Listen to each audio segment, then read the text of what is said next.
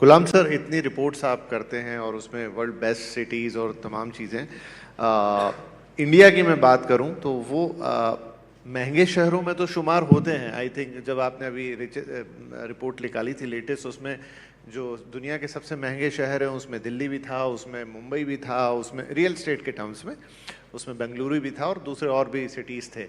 लेकिन जब हम दुनिया के दूसरे शहरों से कंपेयर करते हैं इन शहरों को, तो ये महंगे हैं लेकिन उस स्केल पे नहीं खड़े हैं। ये डिफरेंस क्यों पैदा हो रहा है?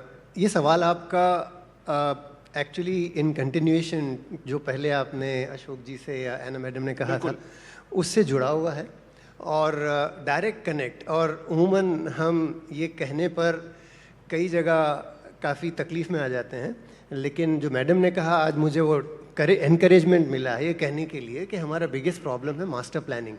बहुत सीरियस फ्लॉज हैं हमारे मास्टर प्लानिंग में। मैडम ने जिक्र किया रीजनल प्लानिंग का, which is the next level.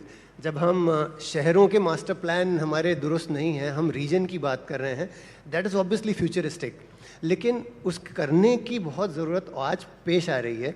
कम से कम बेबी स्टेप्स ही कह लें, लेकिन शुरुआत हो चुकी है। अब जब आप नमो एक्सप्रेस देख रहे हो जो मीरठ से सीपी को 1 घंटे के अंदर जोड़ रही है, उसका अगला फेज़ जो RRTS है, रीजनल ट्रांसपोर्टेशन का कॉन्सेप्ट शुरू हुआ है, जहां हम ऐसे आसपास के जैसे सीपी से मीरठ को, अगला सीपी से अगला शायद राजस्थान जयपुर की ओर चल पड़े हैं हम। वहां पर तो 3 जो की रोड कॉरिडोर्स तैयार हो रहे हैं, इनके चलते हुए दिल्ली के आसपास का रीजनल प्लानिंग सारा चेंज हो रहा है। हमने काफ़ी सारा रोड डेवलपमेंट होता देखा, लेकिन रोड में अनफॉर्चुनेटली मास रैपिड ट्रांसपोर्ट को इतना सपोर्ट नहीं करते जितने रेलवे करती है, और वो स्पीड कॉरिडोर्स अब बनना शुरू हो गए हैं।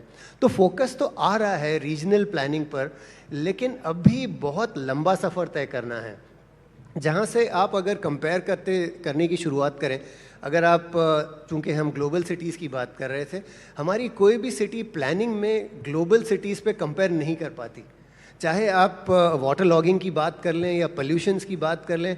अगर सर कुछ शायद दिसंबर जनवरी के महीने में पोल्यूशन की बात कर रहे थे, मुंबई में बरसात अगले 2 महीने कम से कम हम लोग घर में बंद हो जाएंगे क्योंकि जब बरसात पड़ती है तो हम बाहर नहीं निकल पाते। तो ये चीज़ें हर शहर के साथ कहीं ना कहीं जुड़ी हुई हैं। बेंगलोर में इस तरह की कई एग्जाम्पल्स मौजूद हैं। तो ओवरऑल प्लानिंग। अब आ जाते हैं साधन। हम बात कर रहे थे रिसोर्सेज का। ये शायद पिछले 7-8 सालों में एक काफ़ी तब्दीली आई है। इससे पहले गवर्नमेंट के जो फंड रेजिंग थी, एसेंशियली बॉन्ड का भी आपने जिक्र किया, लेकिन इसके अलावा सबसे बड़ा इशू था most of the government projects were done on EPC।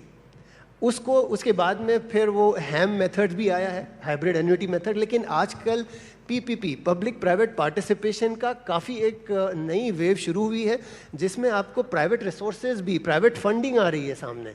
तो ये कहना दुरुस्त नहीं होगा कि हमारे पास कैपिटल की शॉर्टेज है। कैपिटल है, लोग हैं, कैपेबिलिटीज़ हैं, लेकिन पब्लिक प्राइवेट पार्टनरशिप का जो अगला पड़ाव है वो अब शुरू हुआ है। आज से शायद 20 साल पहले चंद एक बैड एग्जाम्पल्स के कारण PPP बिल्कुल बंद हो गया था, लेकिन पिछले 4-5 साल में PPP की रफ्तार काफ़ी तेज़ी से बढ़ी है।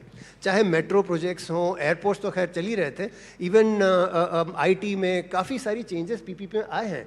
तो कैपिटल की कमी नहीं है, लेकिन जैसा आप त्यागी सर कह रहे थे, ये जो एक चाहे वो थर्ड लेवल हो, आपने सिर्फ जिक्र किया third level of administration which is your municipalities, AUMs, urban local ULMs वगैरह, उस लेवल पर अब तक प्रोफेशनलिज्म आ नहीं पाया है।